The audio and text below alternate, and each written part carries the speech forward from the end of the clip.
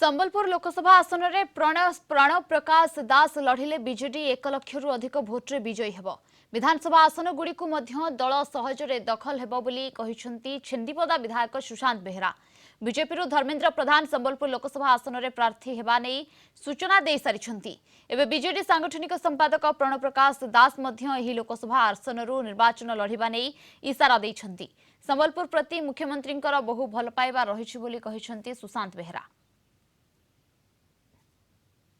सांगठनिक संपादक प्रणव प्रकाश दास जदि संबलपुर लोकसभा निर्वाचन मंडल प्रतिद्वंदिता करते निश्चिंत भाव में विजु जनता दल लक्ष ऊर्ध भोट विजय लाभ कर कौन प्रकार द्विधा मत ना कारण तांकर निजर सांगठनिक दक्षता अच्छी एवं प्रत्येक निर्वाचन मंडल से रहिले निर्वाचन लड़िले जिते प्रत्येक निर्वाचन मंडल समस्त विधायक आप्राण उद्यम करेंगे एवं निश्चिंत भाव में विजु जनता दल लक्षाधिक भोटे विजय लाभ कर विजु जनता दल एक श्रेष्ठ विजय हेब ओडिशा रे कौन द्विधा।